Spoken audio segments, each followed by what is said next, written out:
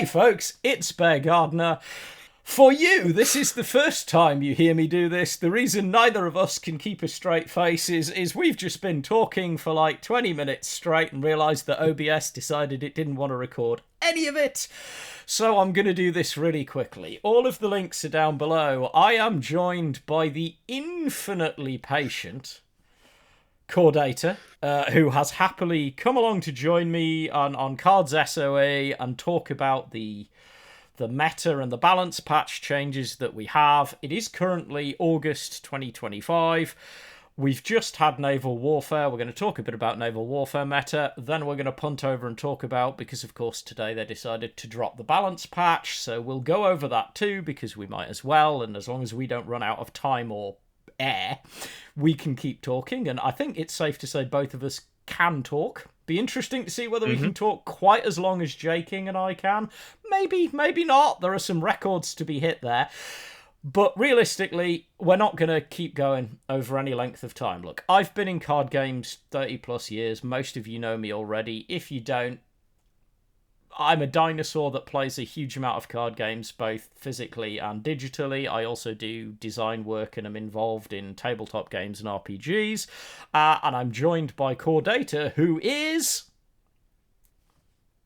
I'm CoreData. I am a part-time, small-time Kards Content Creator. I basically joined the community not too long after the closure of the Elder Scrolls Legends. May it rest in peace.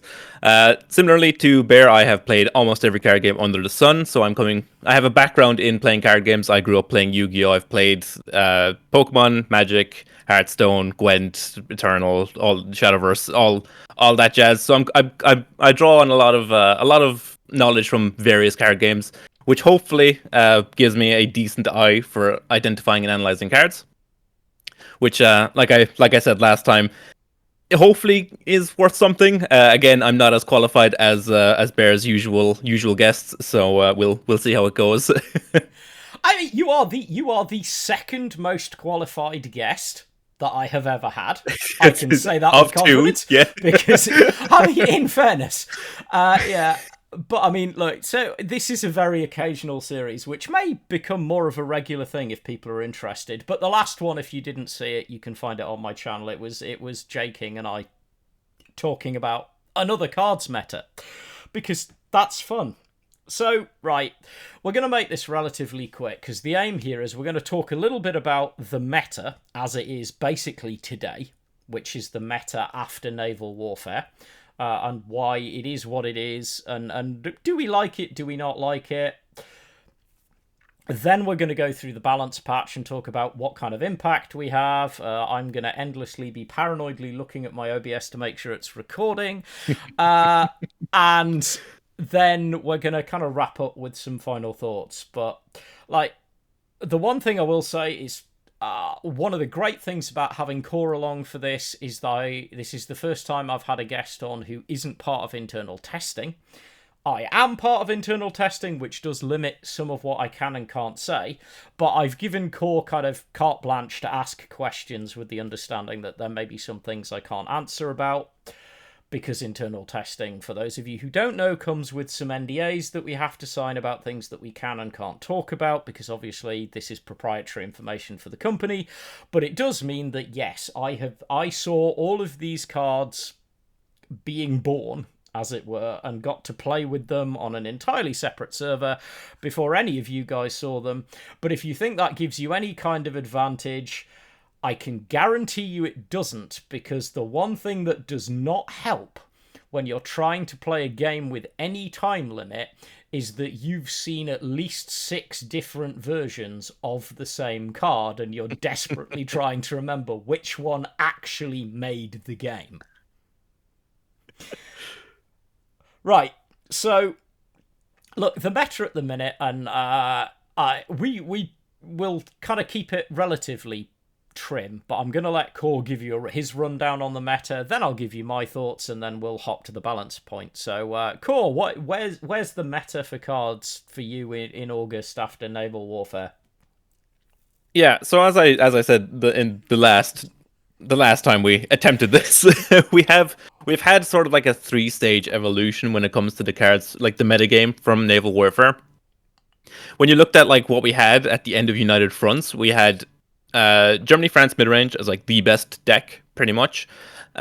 We had like Jagro, standard Japan, Germany aggro, and then we had Throp as like a popular deck in the metagame. So a lot of people were expecting to see roughly the same things kind of carried on into Naval Warfare, and none of that manifested. So when Naval Warfare dropped, there was one deck that everyone was talking about, that everyone played for the first like week or so, and that was Britain US Commandos. Because as it turns out, even though Commandos lost a ton of tools from the reserve pool changes, they lost Sincerely Yours, they lost Long Range Desert Group, and they lost like Crusader and a bunch of other card draw. It turns out when you give a deck reliant on cheap orders a cheap order that generates two more cheap orders, that's all the deck really needed to become very, very oppressive very quickly. So we saw Commandos be the best deck for like the first week and a half or so, until people realized, hey, 4-mana Tarnow was pretty cracked. And then we kind of saw the rise of Japan-Poland legions as like a counter to the commando epidemic, shall we say. So yeah, then we had like a week and a half of Japan-Poland being the best deck in the game, and then we started seeing the true meta kind of emerge, which was people were starting to figure out Soviet Japan and Japan Soviet aggro as like the new form of Jagro, thanks to 99 Coleman Rush being absolutely ludicrous cards. And then we saw people finally land on what I think we're pretty much agreeing on is the correct version of Germany US, which is it's sort of it's called Germany US mid range. It's not really mid range. It's ramp with like a mid range combo in it. It's a very strange way to build a deck, but it's incredibly effective in the current metagame because it hard counters legions. Because it's able to run things like Capitulation, it runs Panzer Grenadiers, it runs Rout, because it's able to take advantage of Bergman Battalion so well. So yeah, the metagame as a whole is not in the healthiest of positions and hasn't been for a lot of Naval Warfare. Right now, I think we're in a position where we kind of have two Tier 1 decks and everything else is kind of in Tier 2. So in Tier 1, I'd say we have Germany US being the best deck in the metagame currently, and then we have Japan Soviet aggro as like the second best deck. And then in Tier 2, we kind of everything else. We have Legions, we have things like Handlock, which is like okay into Legions, but sucks against some of the other stuff in the metagame. And I don't know, the metagame just, as a deck builder, the metagame has felt incredibly restrictive this entire expansion. It's been difficult to build decks that are both fun and successful because you're normally just riding off one or two matchups. For example, the last couple of decks I've made for my channel all have a abhorrent Legions matchup, and I've just kind of had to deal with it because what else can you do? No, I mean, I'm in a very similar place. People will know that I've trimmed back on streaming recently because I try to keep my streams kind of chill and interesting, and I always make a point of trying not to get overly tilted while I'm streaming. I try to be professional about it, and it's not been a great meta for me. I think primarily because we've bounced from one kind of jank combo to another, and before everyone goes off and explodes with the no, but there's mid-range this or this is aggro that, let me qualify my reason for calling it this, and it is the reason of a dinosaur who was playing Magic the Gathering when it was still non-competitive kitchen table play games that revolved around building kind of creature-based decks. What we've had is Commandos, which Core summarized very effectively. I will say the one thing that I think is critical to understand about the Commandos issue, and I have said this endlessly, is it was perfectly possible to build a completely reasonable, fun Commandos deck, so long as you didn't have US Ally. Because there were a couple of really interesting Britain-Japan commando decks that involved quite a lot of thinking and timing out your plays. The problem is, it turns out, if you give a deck, as Core says, an order that creates two orders, all of which are cheap and one of which draws cards, by the way, the other of which can pay for part of the one that draws cards, and then give it away to ramp to near infinite credits to pay for the repeatable order that draws cards to draw into the order that draws more orders from your deck, you will eventually end up with what is to a certain extent an almost, and I mean this in a bad way, which is unusual because I like Gwent, but it becomes an almost Gwent-like deck in that it feels like the other guy is playing solitaire. He's just waiting to have the credits and then presses the go button. And to me, that isn't a traditional Commandos deck, which was always about trying to get your pieces set on the board and having Crusader in place so that you could tick through. And it actually required a lot of functional planning to do well, and it had things that you could remove from the board.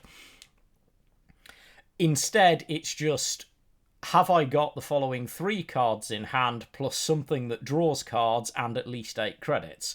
If yes, all I need to do is be able to play these cards fast enough to ping enough damage into my opponent's board and HQ to win, which is problematic. And I've commented repeatedly that I agree that it needs a fix, and it turns out we did get some. We'll get to those later. Then we did roll into, so Intel for me, so Japan-Poland Legions is hard for me, because Japan-Poland Legions is a deck that is very near and dear to my heart. There was a period a couple of metas ago where myself and some random Canadian happened to be playing quite a bit of Japan-Poland Legions and doing okay on it. And we were working quite hard to keep a stable deck that was functional, because you kind of had to find your intel triggers and work them. For me, and I have defended the Tarnow buff because I don't think the Tarnow buff is actually that problematic. I think the problem with the Tarnow buff is the Tarnow buff came with access to a whole bunch of new intel triggers, including a unit which removes any threat your opponent has on the board, resets all its stats if it ever gets come back to the board, and also, for some utterly obscure reason, intels. I don't know why Kyoto Regiment would need intel. I really don't. It's fine just doing what it does, which is being really strong removal.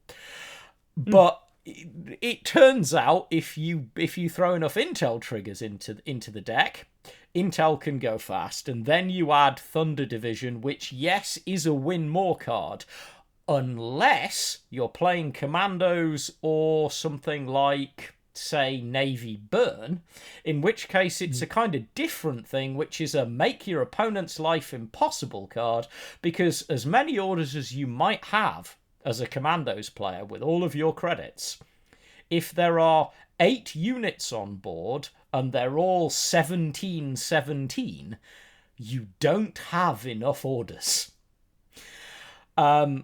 And Thunder Division can make that happen surprisingly quickly.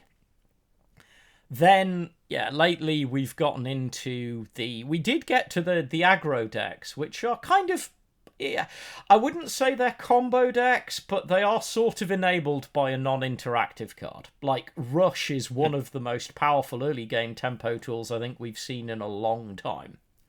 Like, 1 credit, take a damage but do 5 damage, which frankly when you're playing it means destroy a random enemy, is quite strong. And then we get to possibly my current least favourite deck of the meta, which is one of the reasons I'm not currently anywhere near the top 100 nor likely to be. I don't like 1-2-3s. I find the way that the deck works incredibly unsatisfying. I find the way that 1-2-3s triggers combos to be possibly the most ridiculous pseudo Yu-Gi-Oh! At its worst mini faction expansion thing I've ever seen in cards, and it gets summarized by a turn that goes something like this.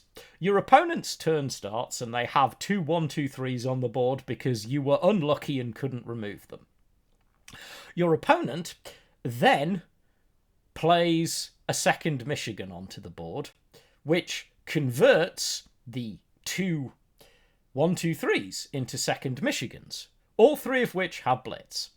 He activates all 3 of them because each of them refunds 2 credits, which as it turns out is more than enough to pay for moving to them to the front line, and then for the next part of the kicker, which is he plays a second copy of 2nd Michigan onto the board, which converts the 2 123 2nd Michigans in your front line back into 2nd Michigans, yes really, which resets their Blitz, allowing them to hit you in the face.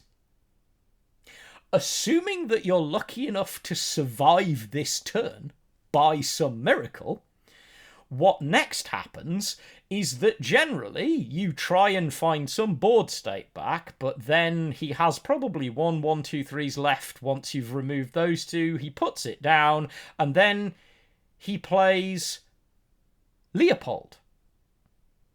Except not only does he send everything on the board back to your hand and get a massive 6 damage artillery, he gets to convert another one of it, which is nice when it hits you a bit, but then the follow-up is playing Comet, which then clones itself, and then at the end of the turn, they both go back to hand without turning back into 1-2-3s first.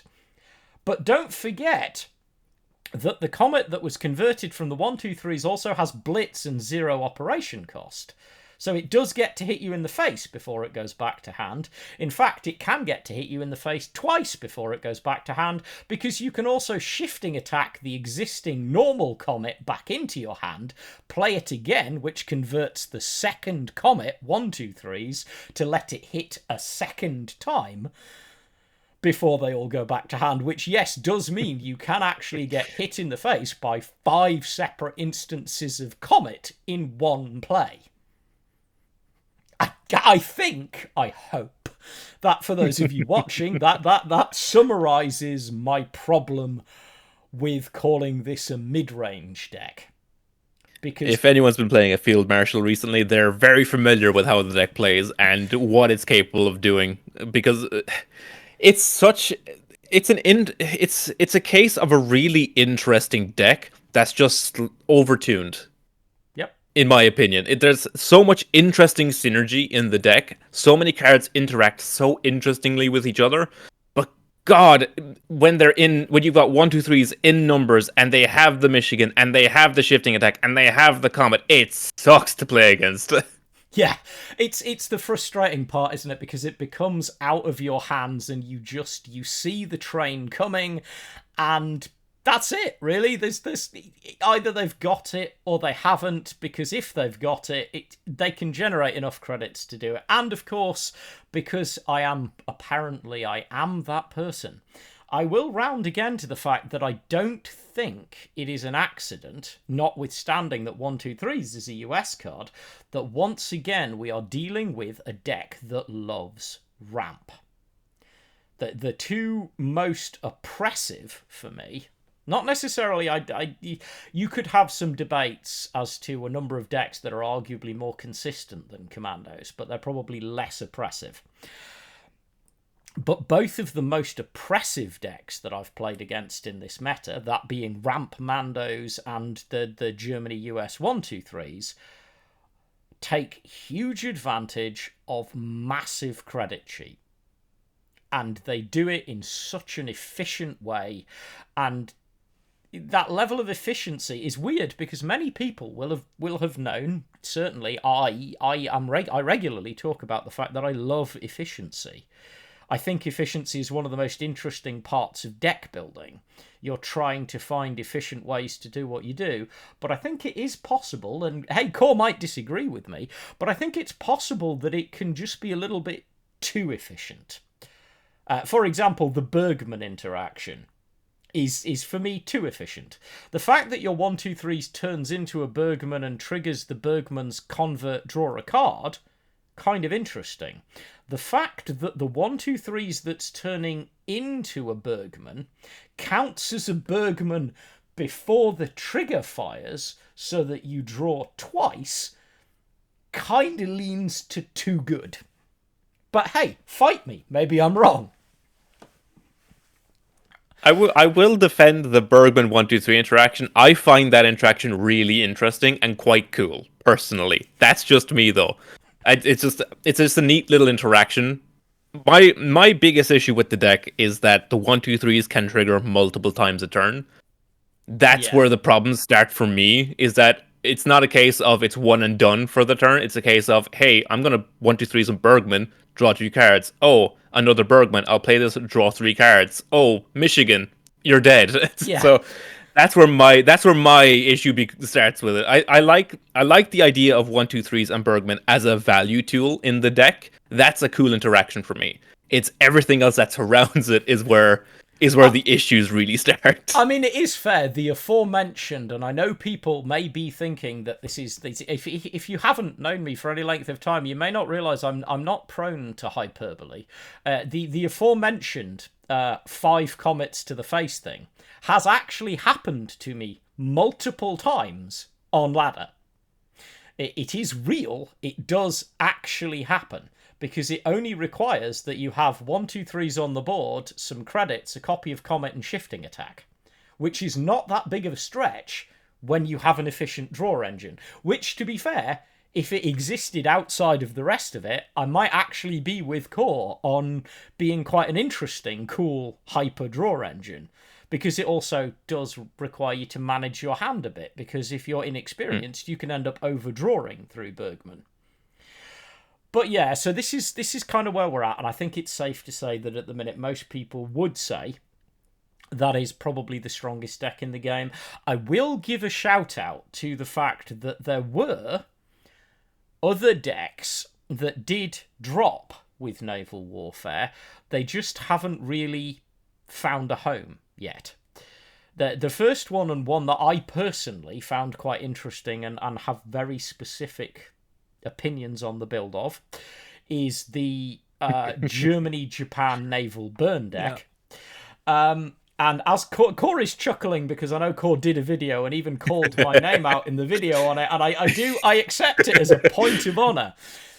But I truly believe that legitimately the build I have is better, but we're never going to know because it's just not that good right now, because there are certain things it can't deal with.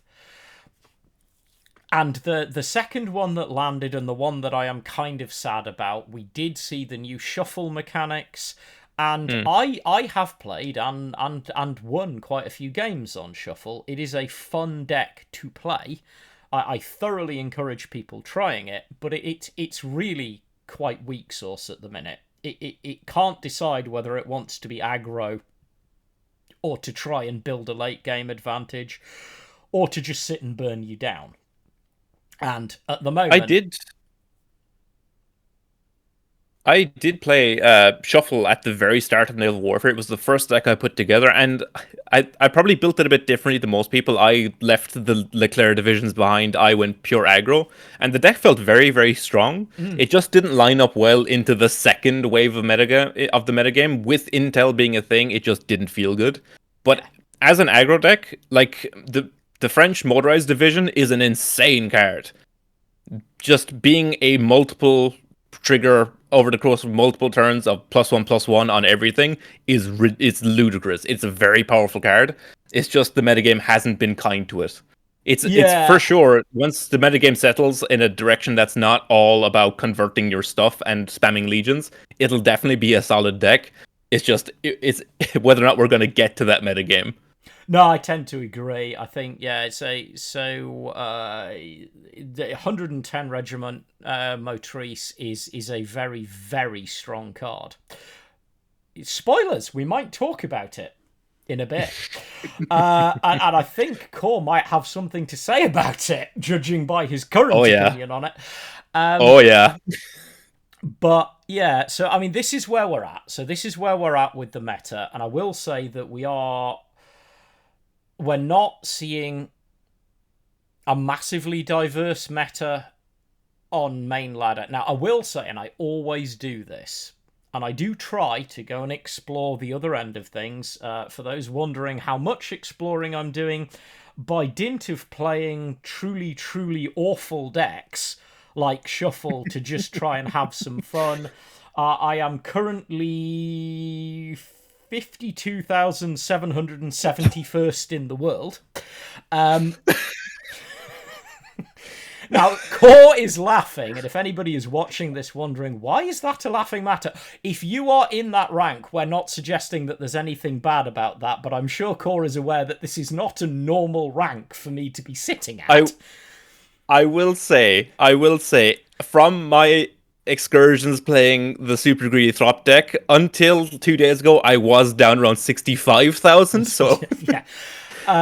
So I do try and explore all ends of where Field Marshal is, because I try and understand it. But we are speaking from a very particular point of view.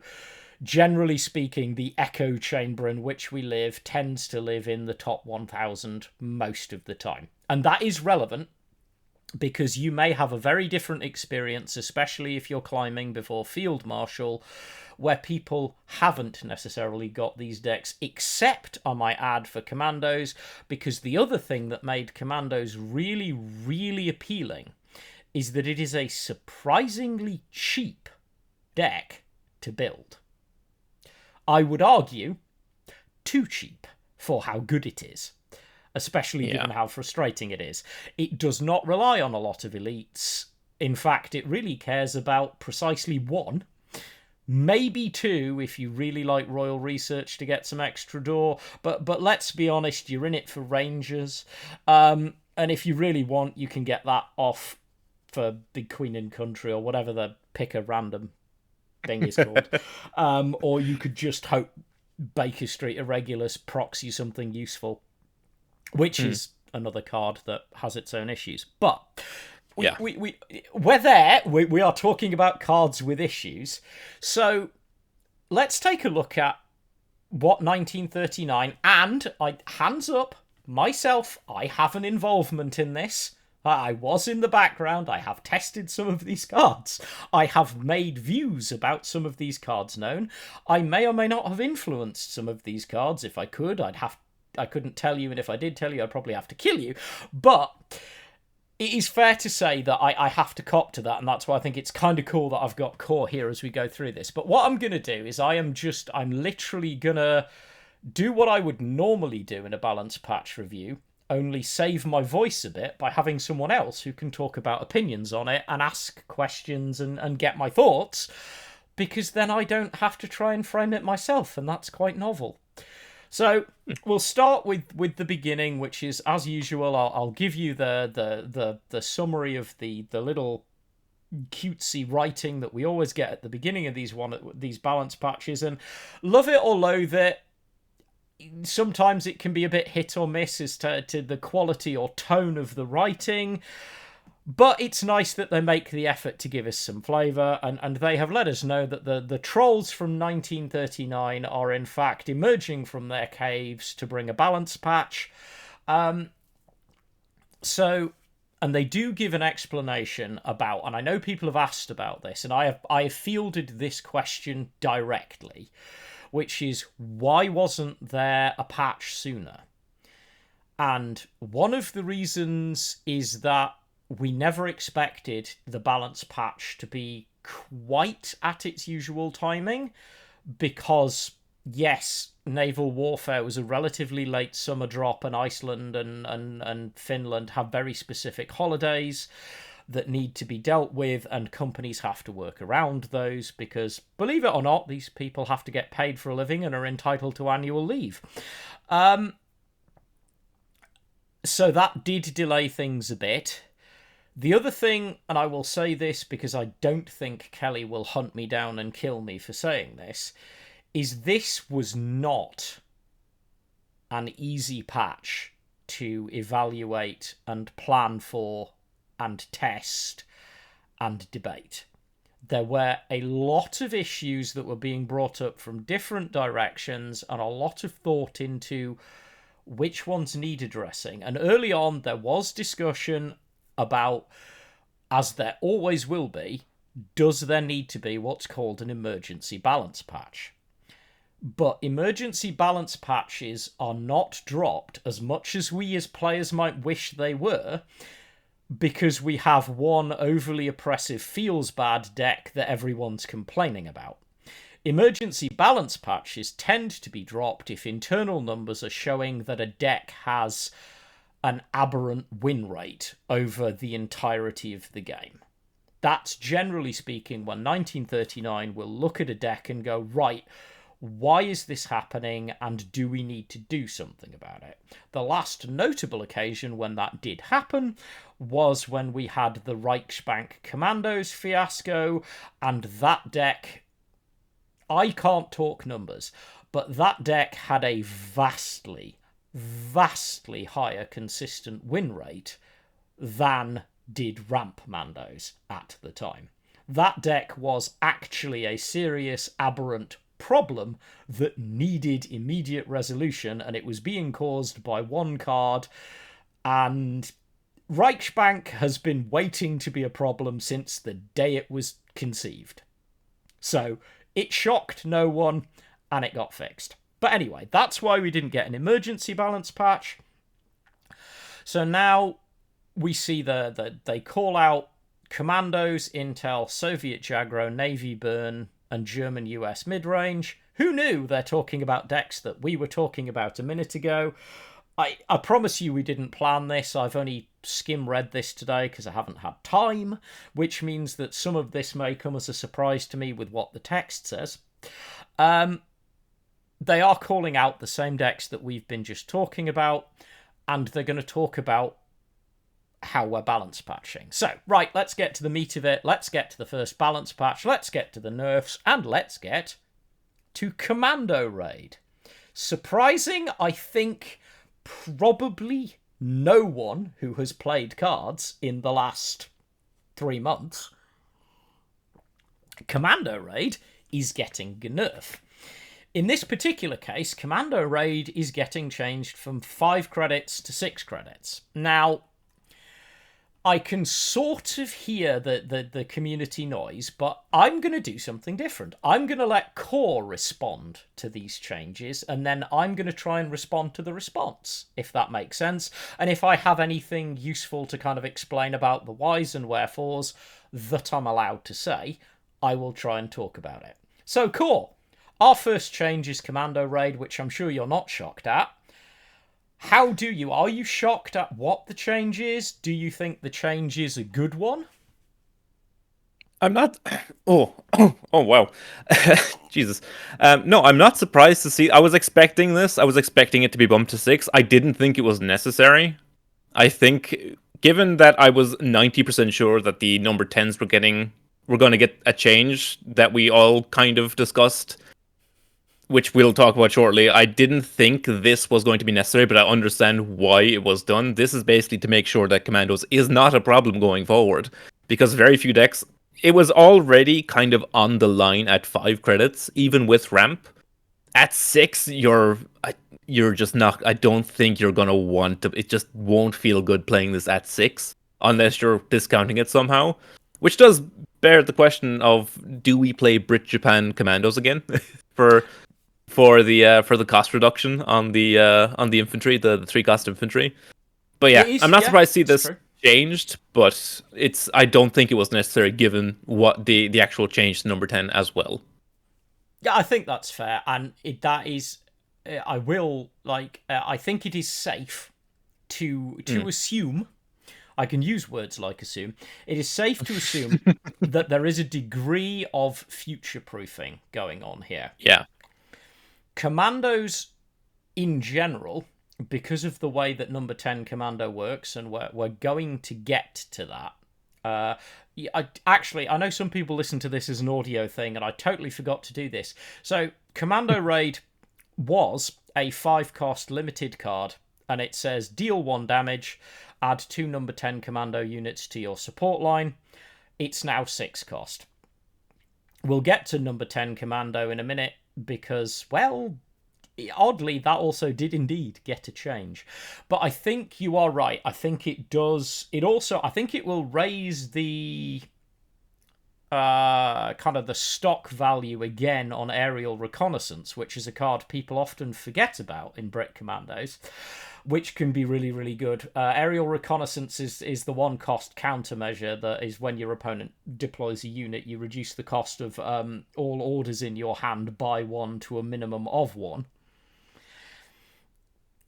If people do try commandos, I would expect to see them trying to squeeze in a copy or two of aerial reconnaissance. I don't think so going forward, given the given the reserve pool change. I mean, yeah, there is that, but yeah, it's probably it's almost as though I'm doing this on purpose to note that there is. I am attempting to demonstrate here that there is an interlacing in this. Balance patches don't happen separately to rotations, and rotations while they launch separately in internal testing and in design, they are considered collectively. And one may hit something so hard that the other one maybe feels it needs to be quite light touch. In the case of Commandos, it transpires that 1939/we decided that Commandos didn't need a light touch in balance patch after rotation. It still needed something. So this is what we got, and then we'll get cause reaction. So number 10 Commando, the core Commando card, is getting a change to probably no one's surprise. So number 10 Commando was a 2-cost, 1-op cost, 2/1 infantry with smokescreen. It's a limited card, and it has everyone's favourite card text, which is, after you give an order, deal 1 damage to a random enemy. The change here is just in the card text. There's no cost increase. Smokescreen for all of... I know a lot of people asked about this. Can we remove smokescreen? It's not lost smokescreen. It's not lost attack. It's not gained defense. It's not done anything weird like that. The text has changed to, after you give a British order, deal 1 damage to a random enemy. Core, how do you feel about this change? This was the correct change and the exact card text that we all expected. I don't think anyone is going to be surprised to see this get the Crusader treatment. The Crusader treatment. This change is huge. This cuts down the amount of potential burn damage the deck can output massively. This means it no longer triggers off of the neutral orders generated by Protected Convoy, so it doesn't trigger off production anymore, it doesn't trigger off plan anymore. You can't trigger it with any of the ramp cards, so America at War no longer triggers it, War Bonds doesn't trigger it, War Machine doesn't trigger it, Duress, importantly, no longer triggers it. So the number of actual quote-unquote burn pieces in the deck has been slashed massively, especially when you consider like the restrictive cost on some of the other commando cards. Things like the raid now costing 6, obviously. It means you're no longer going to be seeing a player play number 10 commando raid, protect convoy, production, you're dead. That's gone. That's no longer a thing that's on the table. So I think the traditional ramp version of the deck is pretty dead. I do think this British Order restriction also kills the non... I think it kills pretty much most versions of Commandos, because the Japan version can no longer get away with playing things like One Roof as a like free draw engine for the deck. So yeah, I think this pretty much puts Commandos dead in the water. I don't think people are going to be upset to see it. I think this kind of had to happen. I did mention when I did the video on Commandos that having Commandos exist as they do was a huge limiting factor on cheap orders going forward. So this change was really important for the health of the game when it comes to order design in the future. So I'm really happy to see this change. Yeah, I mean, I'm not going to hide the fact that I can't hide the fact, because anyone who can read Discord and has the time will have seen that I have advocated for this exact change to the card multiple times on multiple threads, while at the same time talking about being a bit kinder to the devs, because some people got quite heated about Commandos. Understandably, but if you are listening to this and you are ever part of that, it sometimes does help to try and remember that the people at the other end of this designing and working on these cards are human beings and they do have feelings, and it's not always necessary to be quite as aggressive about the changes that you might want as some of you occasionally are. We all get tilted. I certainly have been by commandos. But yeah, I do agree. This, on the one hand, I think it's the right change. Clearly, I think it's the right change. I'm on record asking for this change. And it's safe to say that if you think I asked for this change a lot publicly, maybe I asked for it a bit privately too. Possibly insistently. I do agree. I think it's better for the health of the game to just have this be a card that you could maybe occasionally use to try and do something a bit fun. But realistically, I think Commando's time is sort of almost at some point it needs to get sunsetted, like mobilize and maybe come back later with a rework that is less restrictive on design. As a designer, this is one of those things that I look at and I find design restrictive, because anytime I'm coming up with an order for this game that costs less than 4 credits, I have to think about how it would interact with commandos. I don't, no matter how much I don't want to, I have to think about it because it does. Honestly, same. If you're trying to give, if you try to give Britain cheap card draw, how does this affect commandos? If you try to give them cheap interaction, how does this affect commandos? It's incredibly difficult to design around it. Yeah, so we're at the point now whereby that is restricted just to if you're creating a British order, which on the one hand does help taper commandos, but I do think it also does kind of castrate commandos, if I'm honest. This is not a subtle change. It's pretty terrifyingly strong, but it does mean that those of you who've gotten tired of commandos probably won't need to be. I doubt very much anyone's going to come up with a really good Brit mono commandos deck, and if they do, all power to them, because it's going to be hard work. But I do think a big part of this was with the introduction of neutral cards, and particularly neutral orders. Commando's time in the limelight was kind of dead in the water anyway, because as soon as you allow for neutral orders, you're already creating a whole new nation, effectively, of orders that commandos can trigger off. I think it's a smart change. I'm completely happy with it. So the next change is to a card that is part of the German-Japan naval burn deck that I was talking about earlier, and this is the FW189. So this is a German limited card. I've run 3 of these. You probably do. It's a 1-cost, or was a 1-cost, 1-op cost, 1/3 fighter. And it says, once per turn, add a production to your hand when you play a Navy card. Production is the 0-cost neutral order that gives you 1 credit. The new version is identical, but they have dropped its defense by 1. And this is one that I do wonder whether there might be people who have questions to ask about. And this time I'm not talking by myself, so I get to hand it over to someone who can tell me.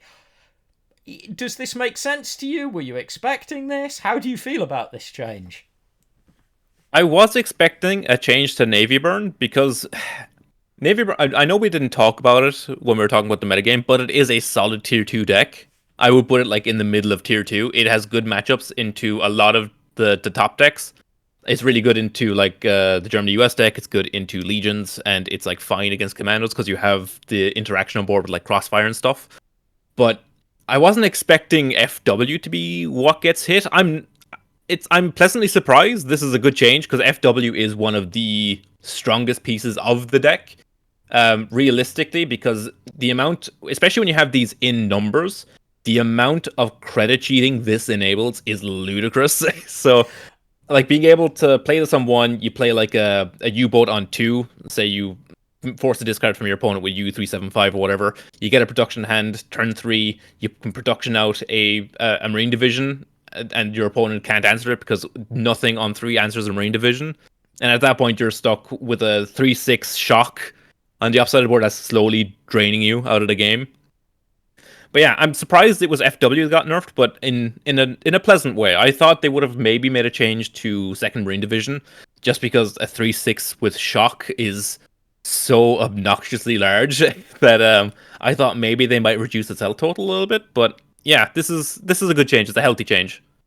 Yeah, so it is worth noting that I am of the opinion that this is the right kind of change for what I consider to be a good deck that is limited by, as you say, its matchups, but also, in my opinion, and I'm going to say this and then everybody's probably going to yell at me because it feels non-interactive and really tedious, but actually the deck building, the timing and the skill cap on Navy Burn is a lot harder than people think it is.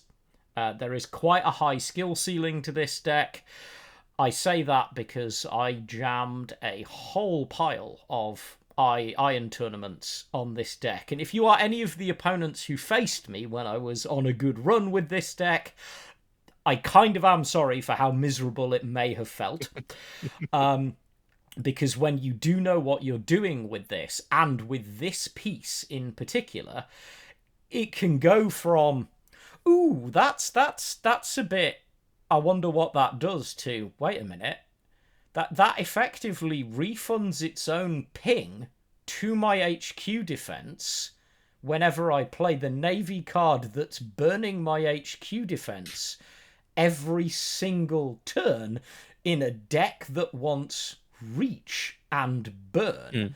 So if I don't have a guard, this is nigh infinite 1 ping damage to my HQ, while most of the rest of my board is pinned, being pushed back off the board or discarded, while my HQ takes 3 damage, and now I need to find a quick trade that isn't instantly pinned when it hits the board. Shockingly, those of us who know how to play Navy Burn well will pin anything that can do 3 or more damage with Blitz, or has the potential to do 3 or more damage the turn afterwards, as a priority, even if it means we take some HQ damage, because we recognise that this thing just makes money. And it turns out, credits are good. Especially when the other thing is there is technically the only cap on how many credits this can make is how many Navy cards you can play. Granted, once per turn. If it wasn't once per turn, it would be even more ridiculous. But yeah, I think it's a smart change to, as you say, a mid-tier 2 deck, which is still waiting for its breakout moment. I am personally of the opinion that hitting second Marine, while some people may have thought it is the right thing to do, would be more or less crippling the deck from ever becoming actually good. Like, truly good and well played, because you're hitting the key part of the deck that is, it's an incredibly good card, but you do have to ask yourself, given how passive this deck can be, honestly, how useful the majority of the time is that shock? And if it is that useful, because I have to put this one out there, if that shock is so strong, then why on earth are people playing Gifu in the same deck? You already have a good shock body. But that's a different question for a debate about the thing. But yeah, I think this is a smart change and a sensible change. We're going to move on to the next change. This is another change that I suspect will shock no one. So the next on our list is Rush. So Rush is the new Naval Warfare, or was the new Naval Warfare 1 cost standard Soviet order that is deal 1 damage to a friendly unit, deal 5 damage to a random enemy unit. This is now changed to, it's still 1 cost, it still does the thing it does, but it's deal 1 damage to a friendly unit, deal 4 damage to a random enemy unit. I have the funniest feeling that Core might have something to say about this change, and it might not be as positive as he's been about the other changes, but let's find out. Yeah, so this is the change I was expecting to see, like just knocking one damage off the damage side of it, just dealing four instead of five. This does reduce how effective it is in certain matchups. Like this no longer kills the Moroccans and stuff like that. It's an important breakpoint, like 5 versus 4. However, an even more important breakpoint is 4 versus 3. So I think Rush dealing 3 damage would still be a ludicrously powerful tempo tool. I come from a game where we had this exact same effect for 0 and sacrifice a creature. Cruel Fire Bloom was 0 mana, sacrifice a creature, deal 5 damage to a random enemy creature. We had that for 8 years in Tesla. I banged that drum that card needed to be changed because it was so powerful in the decks that wanted it. When Rush got revealed, I immediately said this is another Cruel Fire Bloom, and I was so correct, and it hurts. So yeah, just like the tempo that this generates, and the fact that the deck that runs it wants to wound its own creatures most of the time, be it a 33rd Recon, be it an SU 100, it's so efficient and it kills everything that is not 5 or more credits. So Yep. yeah, a step in the right direction. I don't know if 4 is a big enough hit. I have to say, I would not be surprised to see this eat another nerf further down the line.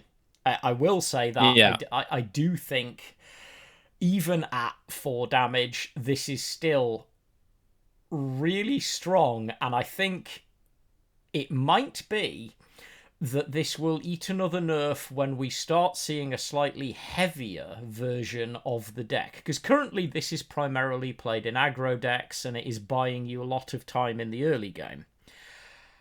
Where I think this card arguably could become much, much stronger if we see a tapering away from a lot of these non-interactive cards and commandos pinging everything to death, is seeing a lot of running of the bigger, heavier self-damage tools that this just enables with a huge upside. And I think is it a good change? Yes. Is it a good enough change? Time will tell, but as long as this is being run regularly in aggro, and as long as you can use it to either buff a relatively cheap unit that can eat hits from this multiple times, being buffed and getting shock every time you use it, or target a unit that draws you a card every time you target it with this, it's still going to be such a strong tempo swing early for aggro that if you're holding it in hand, you've got to feel good, because there's not much that's going to survive at early game. So yeah, I think it's fair. I will say I'm not convinced this is a strong enough nerf, but I do think it might be worth trying it to find out. And sometimes it's better to be light touch than it is, especially with a lot of some of the, shall we say, bigger nerfs that we're seeing in this patch. I think sometimes the occasional light touch to something and just keep an eye on it might be wise. But yeah. I agree that like just seeing how it does at 4 damage is probably the correct move for now. But like the closest comparison point we have for Rush right now is Air Superiority out of Japan, the 1 credit, deal 1, or if you control an aircraft, deal 3. Which is already, I would argue, an incredibly powerful tempo tool for like air decks. I would argue that Rush is, even at 3, Rush is a better air superiority, just because you can't target with it, but there's no requirement to have the 3 damage active. Yeah, it's non-conditional. It is always exactly doing that 4 damage. Exactly, and you don't care about the 1 damage ping because that's usually something you want to be doing anyway. So yeah, if you don't want to be doing it, you're doing it to a unit that can afford to take the point. Exactly. I mean, Colm has 3 health for a reason. Yeah. But yeah, I think that's fair. So, let's move on to a card that we have definitely talked about earlier on today, and which I suspect nobody is going to be surprised seeing a change, but which I am genuinely interested to get Core's thoughts on this. So this is 1-2-3s, and 1-2-3s is being changed. Shocking nobody. So 1-2-3s was a 2-cost, 1-op cost, 1-1 infantry. It's limited. Yes, really, you can run 3 of them. And it says, when you deploy a unit, this unit is converted, that is, changed into that unit and gains this ability, so then converts again. Right, so what's the change?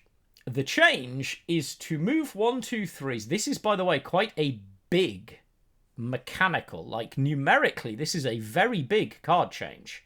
This almost totally changes where the card sits. It is now a 3-cost, 1-op cost infantry that has 2-3 stats. However, and this is the part that may end up being a little controversial, and let's find out, the text of the card remains unchanged.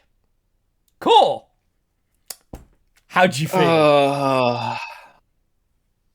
1939, why would you do this to me? I did say that if they somehow leave this card with the same text box, I would send them a mildly worded email, and I will be doing this. Yeah, I did spot that, which is one of the reasons that I think it's a joy that we get to have this. This is recorded. We have seen Core make this statement. Oh god. Now I will say that they did mention in the blog post a little further down that they have changed the timing of how this converts. So it no longer interacts with Bergman the same way, and notably for what I was testing before we recorded this, it changes how it interacts with the Alpine burn unit, which is unfortunate. But yeah, I don't like this change. I do not like this change at all. I can see, I can understand a world where just pushing it up a credit changes the math on a lot of the combos with it. But it doesn't change the fact that you're playing this in ramp. A lot of time you're getting to 13 and 14 credits pretty quickly anyway. So you're just delaying the inevitable Michigan combo by an extra turn. I do think that this will fall out of play just because of the Bergman interaction change. I think that was a mechanically core part of the deck, to the point that I don't think this is really going to see play now after that. But God, I would have preferred to have seen this left at 2 and just had a once per turn restriction slapped on it, because then at least it could have still have been played as like a nice little value tool in those decks. It had some at least interesting interactions. But yeah, I'm not fond of this change because it's still in a state where it can be abused, and that's the problem. It doesn't take the abusability out of it. It's the fact that there's no cap on this is a problem. It will get broken again in the future, I have no doubt. Yeah, I kind of expected you to say that, and I can't in good conscience disagree with you that there is going to be some weird Gestalt aberrant entity in the future that finds a new and interesting way to abuse the infinite repeatability of the fact that this continues to convert. I do think, though, and it is where I will defend the change to a degree. I do think this does colossally change the number of decks that are gonna feel good about trying this as a combo piece, because it is no longer a cheap throwaway combo piece. You really have to build around it. Yeah, because most of the 1-2-3 combos you need at least 2, which means you're already increasing the cost of the combo by 2 credits because it's one extra per 1-2-3. So it does slow down the combos with the card, but it doesn't outright stop them. No. I will say the stat changes. I've seen some comments on people saying the stat changes are meaningless because it's a convert card. I hate to disagree with you people, but I disagree. The stat changes kind of matter because if they'd left it at 1/1 and increased it by this cost, like this card would be in everyone's bicycle spokes instantaneously because it's just too easy to remove to be worth even trying to play around. So I will say, if you were going to increase the cost, I do think you had to increase the stats because otherwise it was just going to be unplayable. Yeah, because look at it this way: how many times do you play 1-2-3s plus a Bergman, and the 2-3 1-2-3 Bergman doesn't get dealt with? I mean, this is basically the exact it's same Bergman stats, so you can just drop this on 3, and it can't get hit by route anymore, which is also relevant.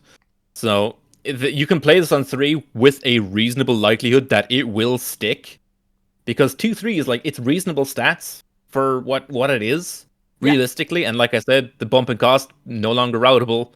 So yeah, the stat change does matter quite a lot. And the fact that all of this comes with, as you have so succinctly put it, and kudos on being relatively calm and settled about it. I get the point. The unchanged text is definitely a thing. And I think I think it will be a thing that may be regretted in the future. Because anytime something doesn't have a limit on it, someone's going to find a way to abuse it.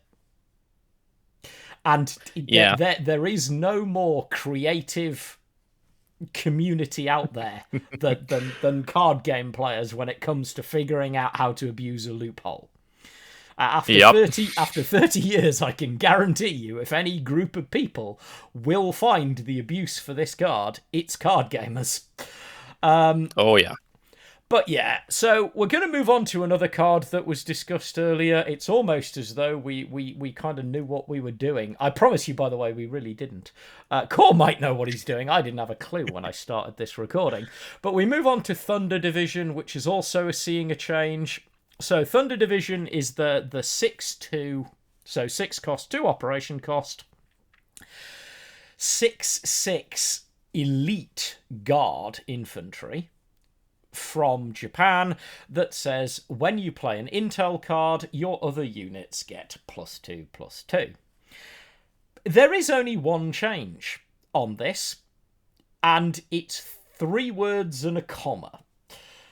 All that's changed, it's same stats, same body, same everything else, but it now says once per turn. When you play an intel card, your other units get +2/+2. Now, I could ho forth, but again, I don't have to. Core, what do you think? Good change, actually. Yeah. Thunder Division it's an interesting card in the Intel deck, right? Because the deck is playing for Tar now pretty exclusively, but Thunder Division is like the backup win condition. It means that when you don't have Tar now, or like on turn 8 or turn 9, when you need extra value, it's just a case of, hey, drop Thunder Division, Shifting Doctrine, 58th Recon, and then your board is terrifying immediately.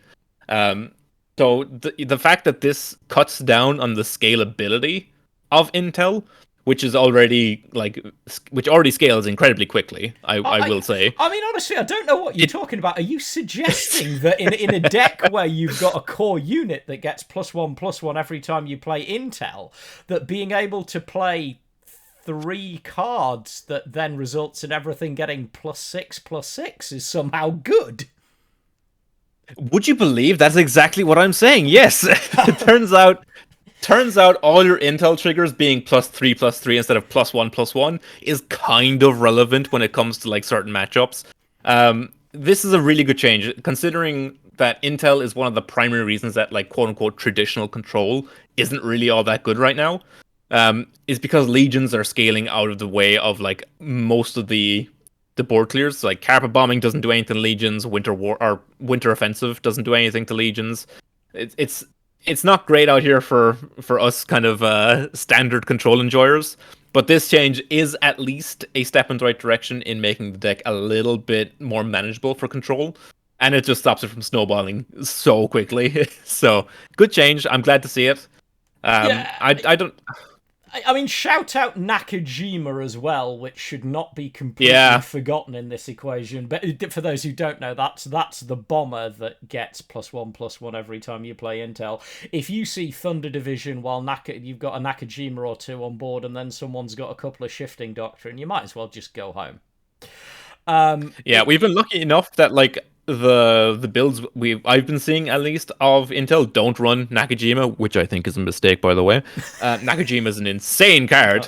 The builds I've been seeing of Intel are all like these weird aggro mixed ones that are running like cavalry regiment, and they're running TK early, which I think is incredibly incorrect. But what do I know realistically? But yeah, no, I'm glad we haven't seen spoilers, listeners. It's safe to say that Core hasn't run into me playing my Japan Intel deck on ladder then, because I do run Nakajima, because I think not running Nakajima is a terrible mistake.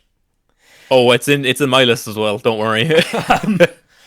But yeah, I think it's a smart change. I think it is the change that I would have expected. It is also the change that I think I'm safe to say somewhere I probably have publicly argued for. I think once per turn is fine. I think Thunder Division is still a really strong card. But it's no longer utterly ludicrous. Which, again, anything that doesn't have a limit on it tends to be problematic. But yeah, again, kudos 1939. I think this is a very, very sensible change. Right, we get to go to buffs now.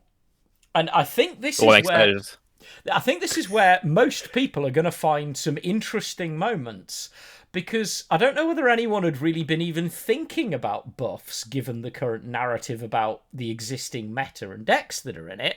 I've heard so much talk about nerfs, but very few people talking about what the buffs might be. So, the first buff is to the 22nd Marines. So, listeners, this one's a bit longer because it's a veteran card. So, 22nd Marines dropped with Naval Warfare as a 3-cost, 1-op cost, 3/4 standard infantry. It has Blitz, and it says becomes veteran and you draw a card when you play a Navy card. The veteran version was a 4/4 Blitz infantry that deals double damage if there is a Navy card on top of your deck. This has been changed. So now both the standard and veteran card have been changed. The standard card is now 2-cost, 1-op cost Blitz infantry, but its stats are now only 2/3. But it keeps the same text. It becomes veteran and you draw a card when you play a Navy card. The new veteran version is now a 3/4 infantry that deals double damage if there's a Navy card on top of your deck. Now, I have opinions on this change, but I'm really interested to hear somebody else's. Core, what do you think about the change to 22nd? I am incredibly excited about this change.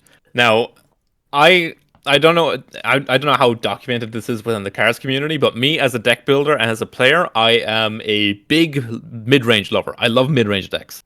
And for the longest time, every time I sit down to build US mid-range, I have a terrible problem in that US has 0 playable 2-drops. We finally have a playable 2-drop for US. A 2-cost 2/3 Blitz is fine. Yeah, it's this, especially considering recently I've been trying to brew up a US-Japan naval mid-range deck. This being on 2 into like Fitch on 3 is such a nice curve. Finally, we can do things on 2 with US mid-range, and I am so excited. The stat change isn't all that big. 2-cost 2/3 Blitz is like on rate, and it gets +1/+1 when a veteran, so a 2-cost 3/4 Blitz also relevant. Plus the double damage means it can swing for 6. So yeah, great change. I am so happy to finally have playable 2-drops for US. This is such a good change. I have to agree. This is a change that, like, everyone watching this will know that I've been a massive mid-range advocate since I started doing content for this game, because I will die on the hill that says the best way to learn to play any card game is to find the most consistent standard mid-range deck. The one that doesn't have weird little combos or freaky little things in it that the game has, and play the life out of it, because you will learn the fundamentals in a way that you can't do on aggro. You can't do on a control deck, because you're not learning the same things. And you are, I have to say, I 100% agree with you. US has really struggled mid-range, in my opinion, for two things, which I actually think this fixes. Because what this did fix on drop is the US need to find decent draw. Because Sherman has always been the draw you expect, but it's always been conditional on you having the front line, and that's been harder and harder to achieve consistently. It's actually much easier to consistently achieve having a Navy card on top of your deck. By the way, Semper Fi plus this change, not nothing. Because Semper Fi lets you print, each copy of Semper Fi is letting you print another 4 of these boys, and at 2 cost, these are really good 2-drops. Like, these are solid, they're nothing to write home about, they're not special, they are everything I love in a mid-range card, in that they are unbelievably bland. That they're just decent stats with a reasonable effect on curve, which, shockingly enough, is what you want in a mid-range deck. But yeah, I'm quite excited to build with this. I'm quite excited to build US Germany and US Japan naval mid-range decks to see whether they're playable. I also think this will still be playable in my beloved US France mid-range, because even without the Navy triggers, with a little bit of Semper Fi fiddling, you can still get value out of this. And it's still a 2-drop blitzing infantry with good stats, which just doesn't hurt. I think this is one of the buffs that I was most excited to see go live. I was very happy about this change. Yeah, there's another one I'm excited to talk about for a different deck that I've been working on, but this is one of the most exciting buffs for me. This is something I'm very excited to test with. I mean, any time that 1939 at the moment, and I love them to pieces because they're exploring new design space and that's fun, but I do like it when we take a moment to go back to mid-range and go, maybe we should feed the animal that got us here, because mid-range is such an integral part of any card game. Again, oh, absolutely. People can disagree, but they're wrong. I'd say it how it is. So the next change is to an oldie but a goodie. This is the A6M20, and I will be personally quite surprised if anybody was expecting this card to even have been thought about on this list. So the A6M20 is or was a 5-cost, 2-op cost standard Japanese fighter. It's 4/4 and has ambush, and it has deployment, deal 1 damage. This has now changed, and the only change is it's now gone down to a 4-cost, 2-op cost 4/4 with ambush and deployment, deal 1 damage. And I'm just interested, because you are much newer to the game than a lot of people that I spend a lot of time talking to. I'm fascinated to see what you make of this one. This is actually a surprisingly good change. Now, I will say during United Fronts, I was experimenting quite a bit with like mid-range Japan Air, and I was playing 5-cost 0 in the deck, and it felt not bad. A 4/4 ambush fighter is just really difficult to get rid of, as it turns out. So this now costing 4 is pretty relevant when you look at like the current landscape, especially considering the aggro decks in the metagame. And of course, we're moving into an air-focused mini set, so I'm expecting a lot more air synergy. So the cheaper Zero might be relevant. It's very similar with what they did with like 101st Airborne, just like reducing the cost of an old card down to something a bit more playable. So this is just a solid change. Like I said, 4/4 Ambush Fighter is pretty difficult to deal with for a lot of decks. So this is a surprisingly exciting change for me. One thing that I do want to point out, and I think it is relevant, is that so there is another 4-cost, 2-op cost, 4/4 ambush fighter in the game. There is. It's a special. Granted, Yep. it also occasionally turns itself into a blitz bomber. But let us not underestimate that these stats and ambush are considered good enough value on a card that you can play half as many of in a deck. And I will say anytime I'm playing anything that's not like heavier, and if I'm playing something like aggro or slightly more mid-range, anytime there's a mosquito on the other side of the board, I groan because it's a nightmare to get rid of. Yeah, I loved Mosquito in design. I was a big fan of it when we were testing it, and I was very excited to get to do a little clip video, which people will have seen when we released it. I think it's still a card that's being a little bit slept on, because honestly, it can be, unless you have a way of sending it back to hand to break the sequence, it is such a pain in the backside to deal with. And this will be the same, and I'm quite excited to throw this into my beloved Britain-Japan air deck and see how it goes. So, yeah, I think it's a nice change, and I think it's nice to see a reach to something that maybe nobody else was even thinking about. On to a card that is being changed that is much more current. We reach the Sabay Regiment. Now, Sabay Regiment is a very recent addition, and it is a part of the Shuffle archetype, and I predict this might be a long conversation, so strap yourselves in. So Sabay Regiment on drop was a 4-cost, 2-op cost, 3/6 infantry. It's a special, and it says, once per turn, when you shuffle, distribute damage between random enemies equal to friendly units. Now, Sabay Regiment is seeing, on the face of it, a very small change. Only 2 things are changing on the card. It's still 4-cost, it's still 2-op cost, it gets an extra point of attack, and then it gets the bit that I have a feeling Core might have something to say about, which is its new card text, which says, once per turn, when you shuffle, distribute damage randomly to enemies equal to units in play.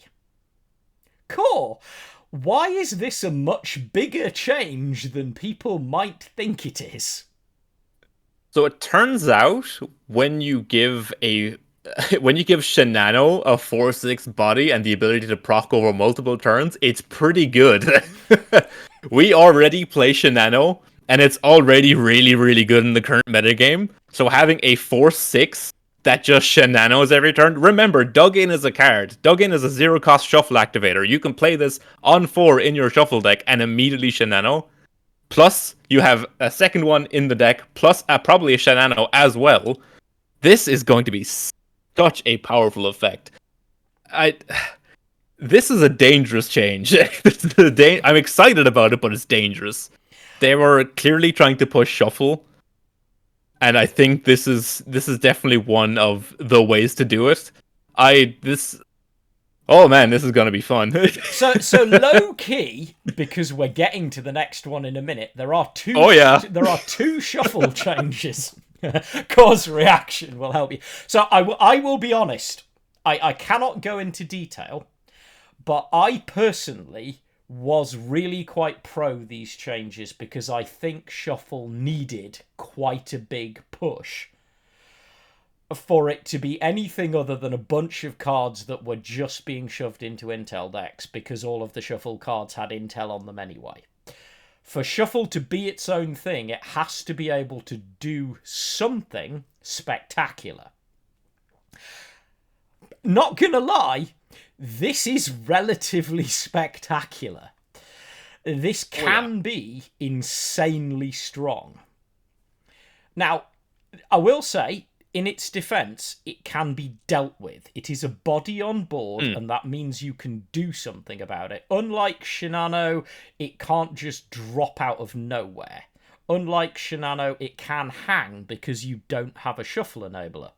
However, unlike Shinano, it might be able to benefit from other shuffle effects that go off at the same time as its shuffle effect that might make it harder to deal with, but that's just foreshadowing. This is indeed a very strong change. I'm not convinced it needed the extra point of attack. I'm not really sure what that's doing.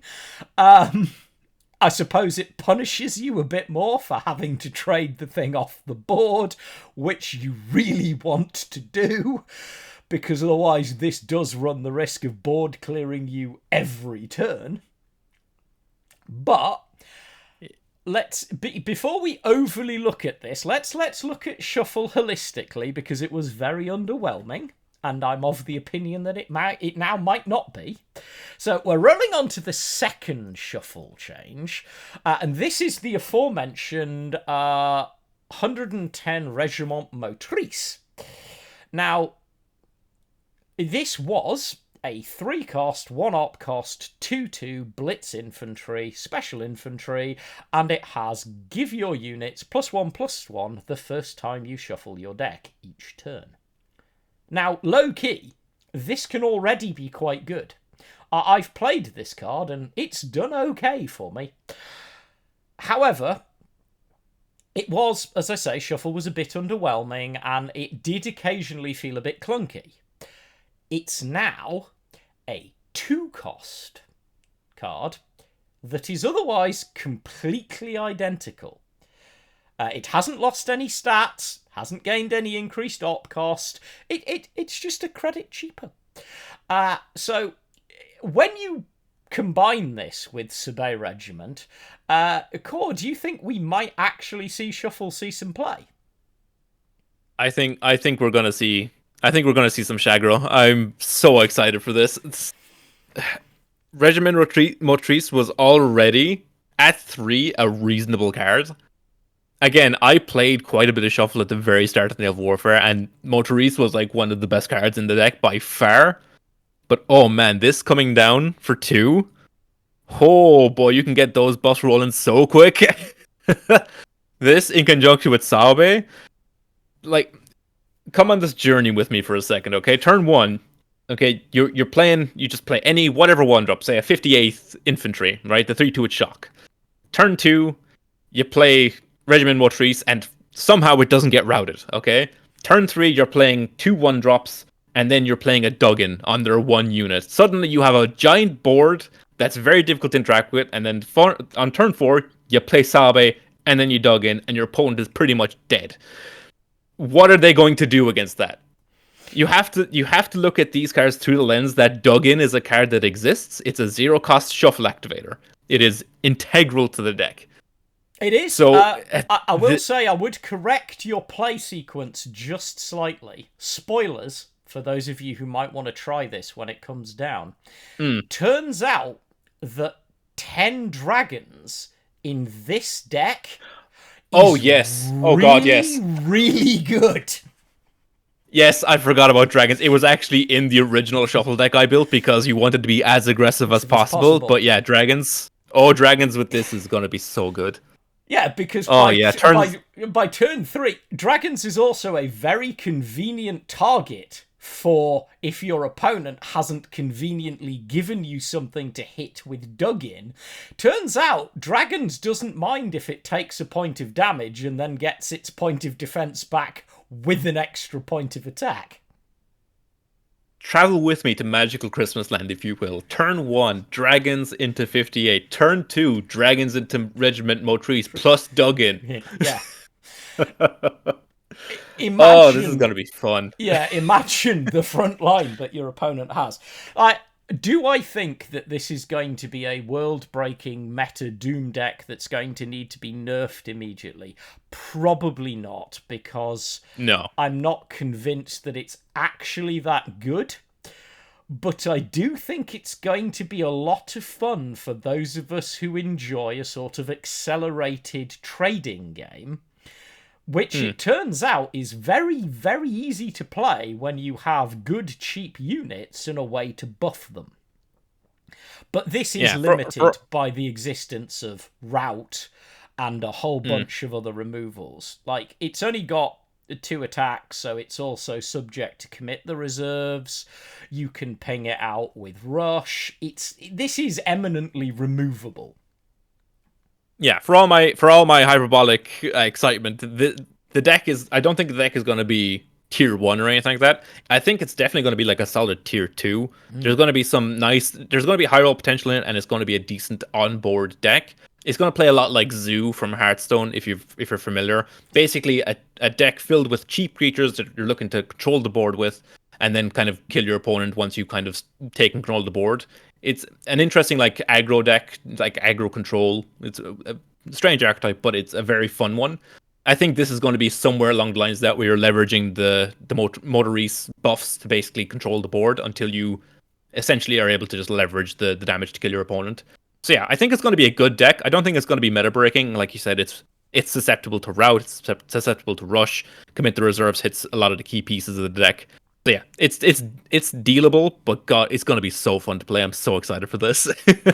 And again, I'm always excited to see anything that's buffing this kind of French starting to lean into being a bit more aggressive and a lot less about just attrition based decks. But yeah, I like this change. I am happy to admit to having advocated for a change like this. I think it does give Shuffle something to hang its hat on. I still think that dug in generating an intel card is always going to make dug in one of those cards that it's a nice shuffle activator, but let's be honest, it's going to see an awful lot of play in intel just because of what it does. It's a free point of damage that then generates you yet another massive buff to your units on board. But yeah, I think it'd be interesting to see where we go with this, and I think it's quite fun. We're off to Poland next. So this is the third Carpathian. So third Carpathian has... Okay, this is going to take a little bit of extracting because this is actually quite a fundamental change to the card. It's not a little one. There's quite a lot that's being altered here. So third Carpathian was a 4-cost, 1-op cost, 5/3 guard standard infantry that had deployment. Convert a friendly unit into the T-34 76 PL, which is the Polish T-34 that, when it dies, goes fishing for things in your deck. This has been pretty much completely changed in context. So, third Carpathian is now a 4-cost, 1-op cost, 4/4 guard infantry that has deployment. Convert a friendly unit into a 24th Ulan. We're not going to go into this yet because 24th Ulan has also been changed, so we're going to have to do these two together because otherwise it's going to make no sense. So, 24th Ulan, Polish friends, forgive me, ever don't hunt me down, my Polish is terrible, is what it dropped as a 3-cost, 0-op cost, 3/5 blitz standard infantry that was destroy at the end of your turn unless a unit was destroyed this turn. This has also been fundamentally altered. It is still a 3-drop, it's still 0-op cost, it's still blitzes, it's lost a point of defense, but now it says is dealt 1 damage at the end of turn, unless a unit was destroyed. Right, so we have to take these two together, because one is generating the other. And I'm really interested to hear your thoughts on this, because both of these cards have been kind of sort of completely rewritten. Yeah, so first things first, I can't not look at Carpathian and giggle because I keep remembering what J King said during the spoiler season when he ripped into this card because Poland isn't allowed to get good cards and none of it made any sense. So so this will at least hopefully appease J King a little bit. It's now a 4/4 like it should have been the first time round. I still don't understand the thought process between it of it being a 5/3. Um, but it generating a 24th Yulan is actually really, really relevant. Um, I'm going to talk about the Yulan side of it first because Carpathian is it's difficult to talk about. It's just going to be easier for me if I talk about Yulan first. Okay, so the change to Yulan, 3 cost 0 up blitz, already really, really good. The old version of Yulan, I actually have played a lot with. During United Fronts, I did a ton of testing with a US Poland ramp deck. And one of the cards in the deck, I was making use of Danuta and I was making use of Yulan as well as Iron Division. And that deck really wanted to run 4 copies of Duress, not for the opponent, but for your own Polish units, because they all wanted to kill themselves. So this change to Yulan is a very good one. This means I no longer have to play Yulan on 3, blitz it forward, and then suppress it myself. This change means that it's going to at least stick around for a couple of turns. So against control, it's going to get in for damage maybe once or twice. Against aggro, it's going to take a trade or two. It makes the card so much more useful without having to put in the extra work of like duressing it yourself, which is a very needed change. So yeah, Yulan was already a not bad card given its propensity to blow itself up. But yeah, this change is a huge buff to it, and I think it is actually a solid mid-range card now. And then Carpathian, now that it's generating a 3-cost 0 up unit with Blitz, Carpathian is now a very reasonable card. A 4-cost 4/4 guard, already reasonable on rate, especially versus aggro decks. If you happen to have a wounded unit in your backline just sitting there, you can just turn it into a Yulan now and immediately take a trade into the front line. Carpathian is now a more than reasonable card to run. I think this is worth consideration in like a US Poland mid-range deck, as well as the Yulan itself. So yeah, these changes are both very good changes. So yeah, very, very happy to see this. Carpathian really did need to be changed because it was just a nothing burger of a card. Generating the T-34 didn't do anything, and like it's 2 ops, so you couldn't do anything with it on the turn you played. It was just a very weird card in general. So yeah, this streamlines it a lot more. I mean, dropping a 5/3 guard in and of itself just felt it's weird. But yeah, I think I do agree with you. I like the change. I think for those who've been hoping that Poland could find a life as a mid-range ally are starting to see some daylight.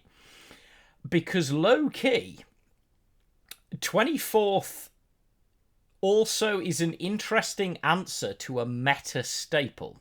I shall take you, if you will, on a journey of my own. Imagine that you're playing against the endlessly joyful German We Love Rout deck. And you've just lost a really key piece to an irritating Panzergren that drops and turns it into a crappy 1/1. And then you play your Carpathians and you turn the crappy 1/1 into a 3/4 blitz infantry with no op cost. Yeah. The ability for Carpathian to just generate a 3/4 0 up blitz unit it cannot be understated. It is so huge. And if we look now at Poland as a mid-range nation, turn 3, we have Danuta and we have Yulan. Turn 4, we have Carpathian. Turn 5, we have Wolves Division. Possibly one of the most powerful pieces of removal they've printed in the game. Wolves Division just being a 4/4 that just immediately deals with anything on your opponent's board is so crazy. I think mid-range Poland is genuinely a potential deck moving forward. I'm very excited for this. I tend to agree. I think Danuta was very slept on after its initial release. I agree with you. I think Wolves is just ludicrous removal. Shout out Zaza Division as one of the most interesting draw engines I've seen for mid-range. And obviously Iron Division isn't terrible. So you've got good draw synergy, you've got excellent removal, and now you've got the potential to have 8 copies. 8 copies? No, hang on. 16 copies. Or whatever. Ludicrous number of copies of, depending on how you want to play it, there are a number of ways that you can, like, every one of these, if you can find a way to send stuff back to hand, but just as default, you have 8 copies of Ulan plus 4 copies of Carpathians. Which is a lot of stat for 8 cards. Now, it is a bit awkward because it's an allied nation. You're going to run out of slots quickly. So I don't necessarily know that we're going to see a full set played of everything. I think it's much more likely that we're going to see the occasional appearance of Ulan on its own, and a lot of Carpathians as that. Turn 4 has always been important for mid-range. Like, endlessly. Because you want to play something on turn 4 that has value. Like, whether that's solid stats or a draw with decent stats. Turns out that 7/8 worth of stats is pretty good for a turn 4 play. It's not bad. And yeah, it is ticking away at itself, but I do prefer the tick away at itself mechanic over as opposed to it just blowing itself up. Yeah. But yeah, I think it's going to be interesting, and like you, I think it was interesting to see someone who's newer to the game responding to this and recognizing why these changes are because there will be people who are wondering why such a complete rework on the cards, and honestly, because the cards were fairly meh. And I'm going to say that because I'm not under an NDA that prevents me from having an opinion. The reality is that the cards were quite indifferent at best. Like, Ulan was, like you said, okay-ish, except if you couldn't get your timing right, or God forbid your opponent had a way of preventing damage, you just wasted some credits on something that blew itself up while laughing in your face. Which honestly felt bad. Honestly, the first time I know I tested it, and I was playing. It might have been on stream. I was playing into a deck, and it had the British "when an enemy attacks, it retreats instead" card, and you pay 3 for the Ulan, and you play for the trade, and you're just like, oh, well, that sucks. Because now I'm they not only pushed the thing I already had in the front line back, they blew up my Ulan before it could do anything. Sick time walk. Yeah, it's like, that felt like 3 credits well spent. So yeah, I think it's going to be interesting. Do I think Poland is emerging from its J-King noted haze? Probably not yet, but it's at least clawing its way towards the edges of something playable. It's getting close. It's certainly getting close. And I do want to circle back around to what I said about like the US midrange deck, because when I was 2 things I struggled with US midrange was, one, the lack of 2-drops, which is currently a lot better with the buff to the Marine division, and the second thing that US lacks is good 4-drops. So I'm just saying, like, having access to Carpathian, I'm excited to potentially test out like US Poland as a mid-range deck, especially because you can Carpathian, convert something into Ulan, then Bowcage Warfare, push the Ulan forward. So yeah, there's something Ulan's here. Got 2 more defense, it lasts a chunk longer and is harder to remove. Exactly. Yeah, I don't think Poland is going to be popular or it's going to be everywhere, but there's something here which is an improvement. Yeah, there's got to be a mid-range deck worth at least playing, which is something. Exactly. So now we get something a bit different. We get 3 cards that are being altered from the reserve rework. So, for those following along, we have the reserve pool. Cards get rotated out and back in. No card is ever dead in cards. However, sometimes when cards come back, they get a rework. Whether that's because they were appallingly oppressive and devastating or just awful when they were rotated out tends to vary. But in this case, we get to look at 3 of the cards that will be coming back, and as we did try and communicate quite regularly in our conversations, not every card is coming back the way it left. The first card that's coming back with a new coat of paint is the Oxford. So the Oxford left us as a 2-cost, 1-op cost, 1/3 elite British fighter, which is where everybody went, I'm sorry, what? It's a 1/3 fighter and it's an elite. And it had an interesting text, which was when a ground unit is deployed, its attack becomes equal to its defense.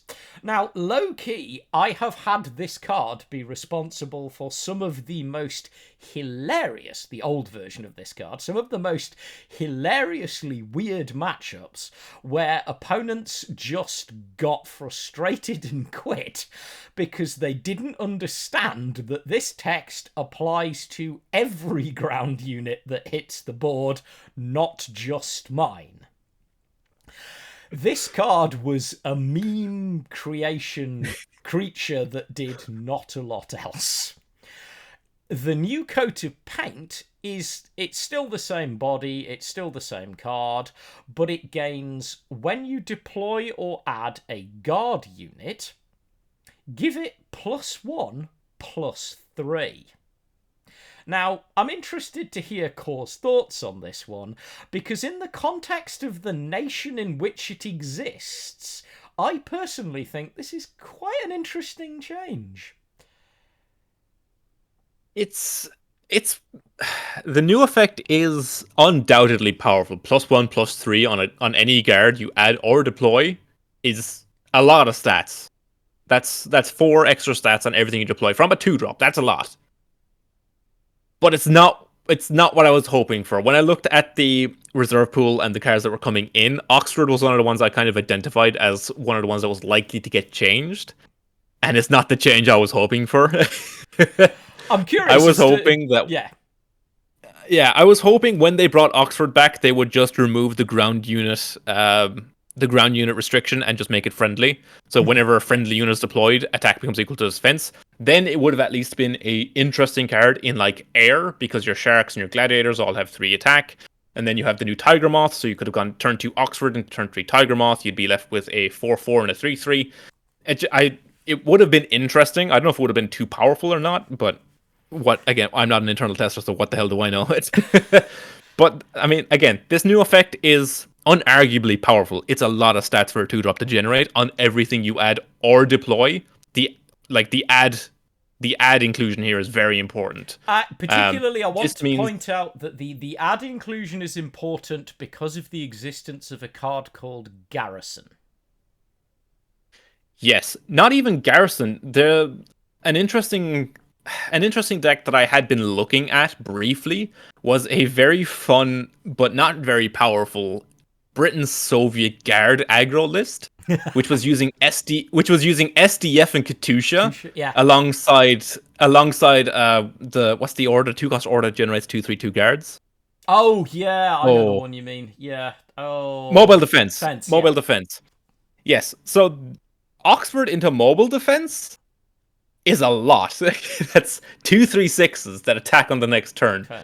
So, like, yeah, it is undoubtedly powerful. I just don't know if it's going to be good enough. Oh, I have no idea. I mean, honestly, I still don't know whether Britain's ever going to have anything that's not neither control nor air.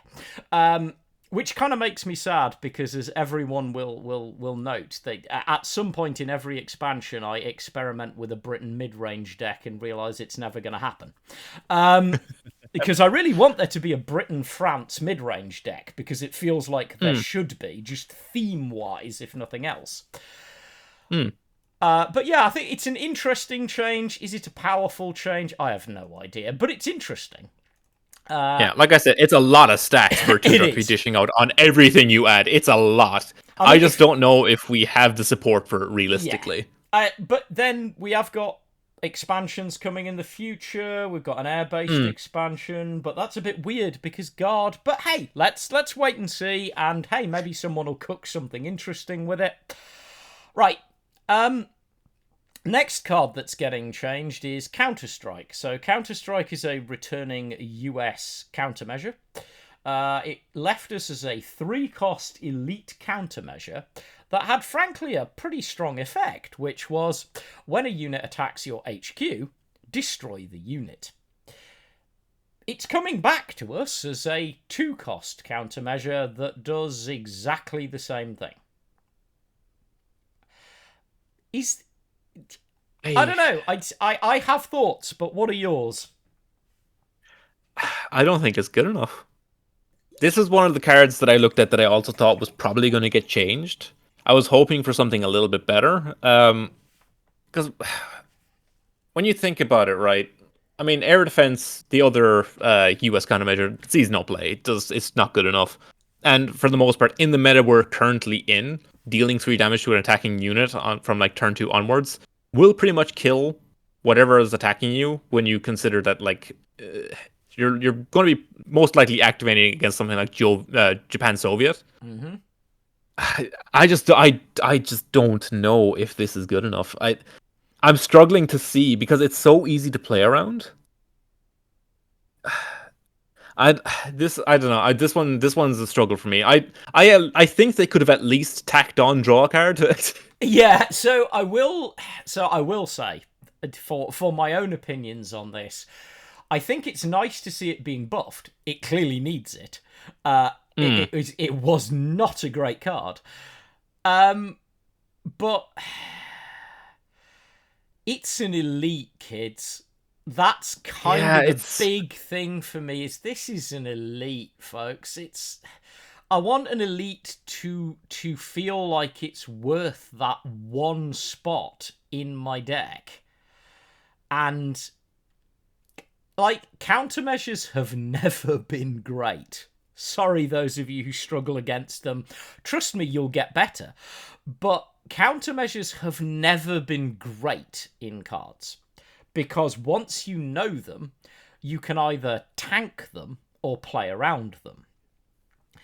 And that's been part of the art of being a competitive cards player for a very long time. At 2 cost, it's a well-priced, I suppose, countermeasure that could hypothetically destroy anything. But my big thing is I'm thinking, how many targets can I think of where this is really, really gonna do anything? And I suppose you could argue, if you know that Japan aggro's about to finish you off with a big blitz fighter like Hien, at least this lets you live, but it's 2 credits to survive another turn against a deck that's not running out of ways to kill you anytime soon. It needs to, I think you're right, draw a card, or honestly, I would have liked, and people are going to pillory me for this considering how people feel about it, I would have liked to have seen this actually get, when your unit attacks, when a unit attacks HQ, destroy the unit and your HQ gains like 6 defense. Yeah, that crossed my mind as well when I was looking at the cards. Like, what if this gained you health? It would be a much better control piece. But I think, because I was looking at air defense recently as well, and I was just thinking, why doesn't this just draw you a card? It's an elite, it's an elite countermeasure, and it doesn't do anything. Yeah. It's kind of an unfortunately indifferent change. Right, yeah. So we're going to shift to the final change, and we might see a little bit of contrast in the indifference of change here. In my humble opinion, this change is a little bit more discussion provoking. So this is the US F4F for Wildcat, which was a standard card, and it left us as a 3-2, 3-3 fighter that had, of all things to have, when your HQ has smokescreen while the F4F Wildcat is on the battlefield. It really is as weird and indifferent as it sounds. It really didn't see any play that I'm aware of. I'm sure the veterans can correct me. And honestly, it's quite underwhelming.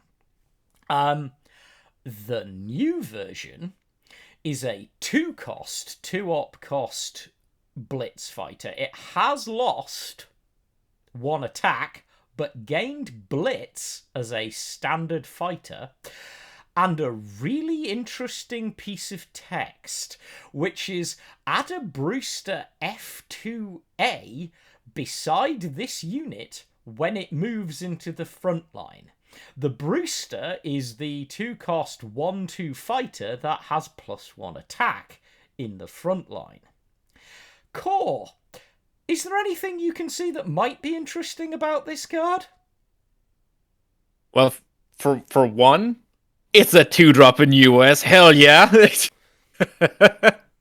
We've gone from having no playable US 2-drops to having 2 of them. I'm very excited.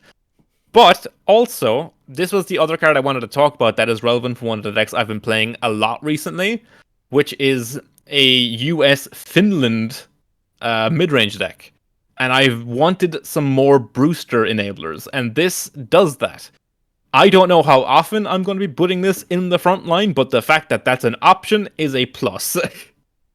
Let's not sleep on the fact that this is weirdly a card which, on stats, also perfectly fits the critical mid-range turn 4. Because on turn 2, this is a good body drop. On turn 4, this is a 2-2 and a 2-3 in your front line. Which is frankly not bad for a standard card. Very relevant for catching 4th Alabama buffs. Yeah. Also, really relevant if you've got air superiority and you pop it at the right time, because I think it's air superiority, the fighter buff. So there are some buffs. Air cover. Air cover, yeah. Carrier cover. Carrier cover. Yeah, you know what I mean, carrier cover. If you can pop carrier cover on this after it's played out, that's also pretty good. There are some decent buffs you can drop on this. I think this could also sit quite comfortably in the US-Italy Brewsters deck. It's a really interesting... I don't know how good it is, but like you, I keep looking at it and thinking, but it is interesting. Yeah, I mean, a 2-3 fighter with blitz for 2 is relevant. Like, that's relevant chip damage from the support line. Yep. Especially if you're playing it in like a mid-range shell, where you're going to have the front line controlled anyway. You might not have room to spawn the Brewster. Just having the extra chip damage from the support line that you can like immediately play and get in, very, very relevant.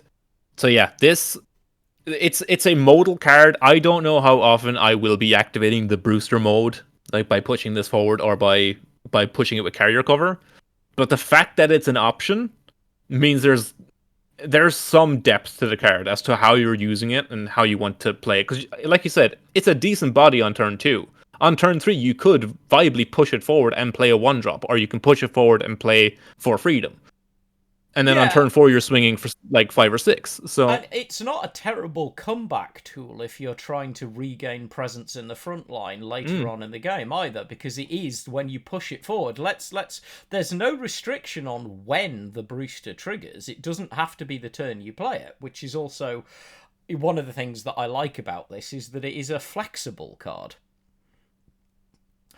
Yeah, exactly. It's I think, if nothing else, it's one of those cards that I'm probably going to have a bit of time exploring with, just to see if I can do anything cool with it. Because anything... Oh, like I said, anything this is going that lets straight... me play with mid-range decks is going to make me happy, because I miss my good US mid-range decks, because I find them relaxing in a card gamer kind of a way, because they're it's like going home and sitting on that really comfortable sofa you've been sitting on all your life. You're used to it. But yeah, so that wraps us up on the balance patch. And in the interests of keeping this video just slightly in the region of being about 2 hours long, and also because Core's been with me, for those of you who didn't catch it earlier, we did have some recording teething problems, so Core's been with me substantially longer than 2 hours at this point.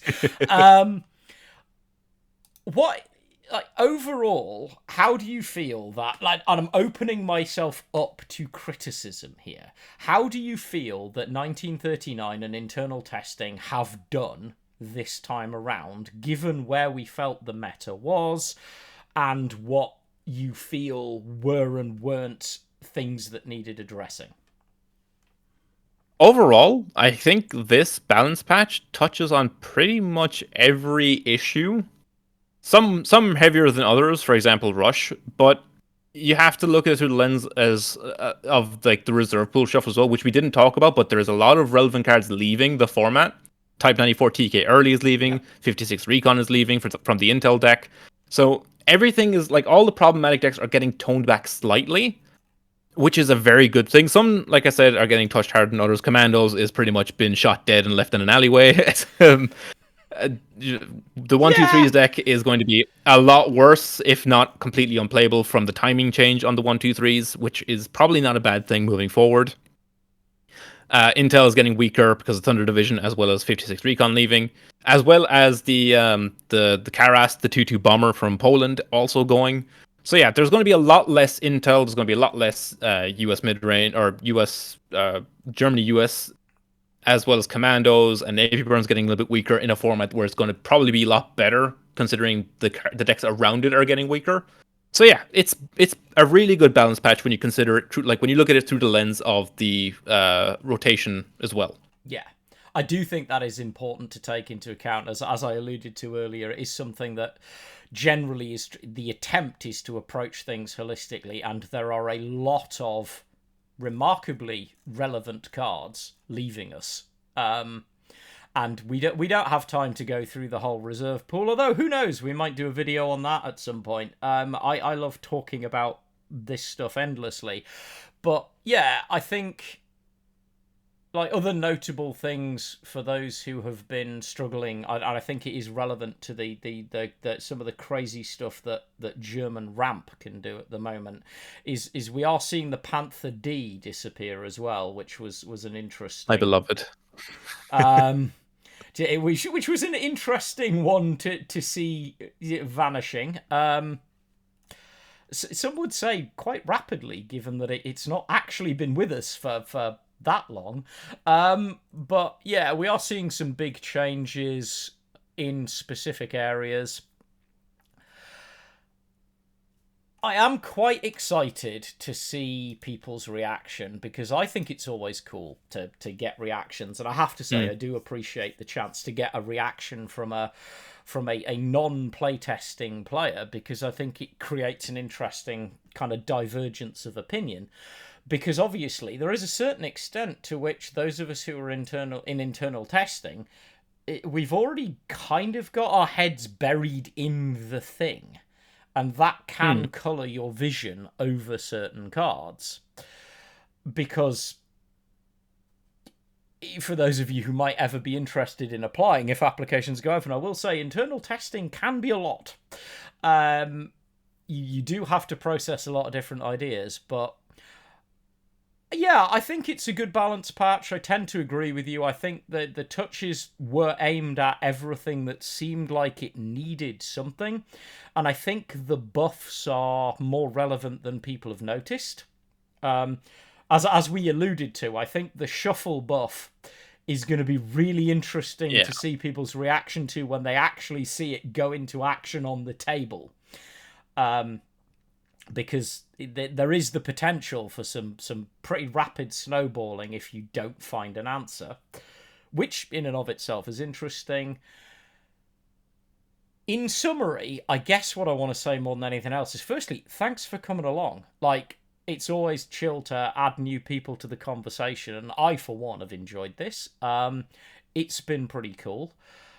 Where can people, like, I'll put your links down below. Where can people find you? What can they expect from you coming in the future?